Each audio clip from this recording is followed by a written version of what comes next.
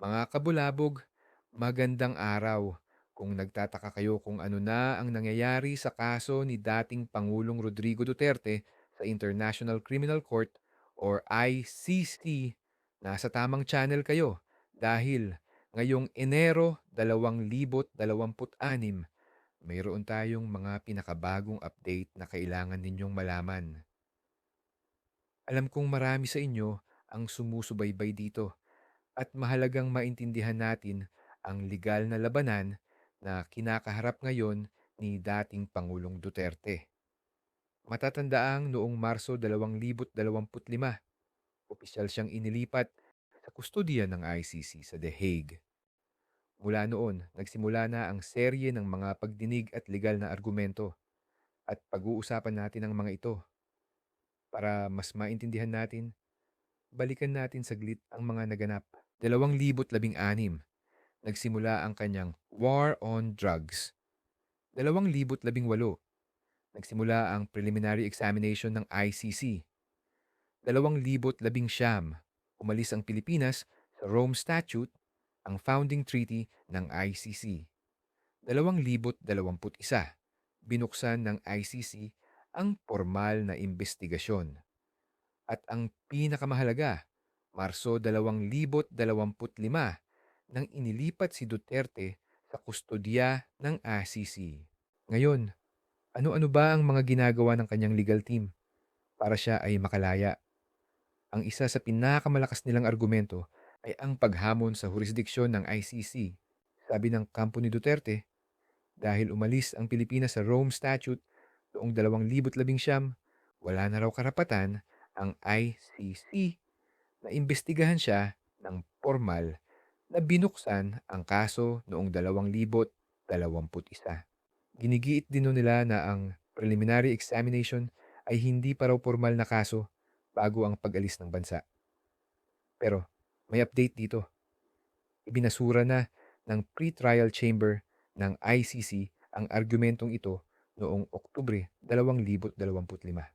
Pero hindi pa tapos ang laban dahil inaapela pa rin ito ng kampo ni Duterte sa appeals chamber. Pangalawa sa kanilang diskarte ay ang kalusugan at mental fitness ni dating Pangulo.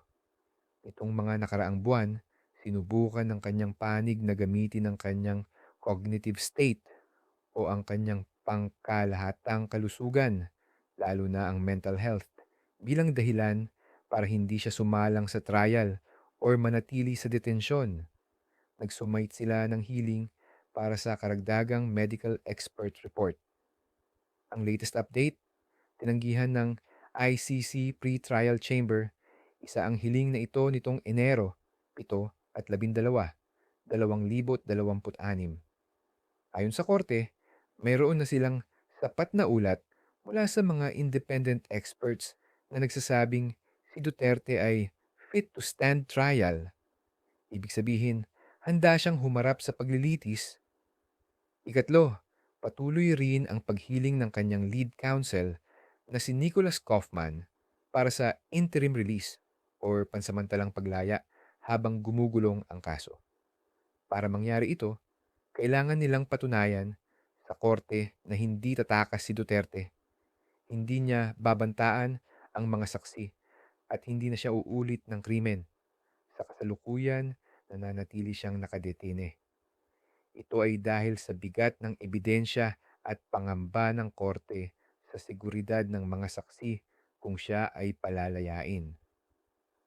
Pang-apat, patuloy ding iginigiit ng kanyang mga kaalyado ang prinsipyo ng complementarity.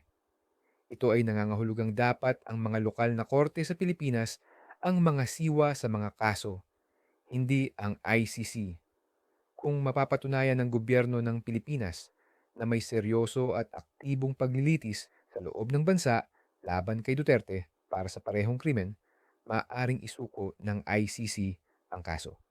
Ngunit sa ngayon, itinuturing ng ICC na hindi sapat o unwilling/unable ang mga lokal na proseso para sa malalaking tao sa likod ng war on drugs.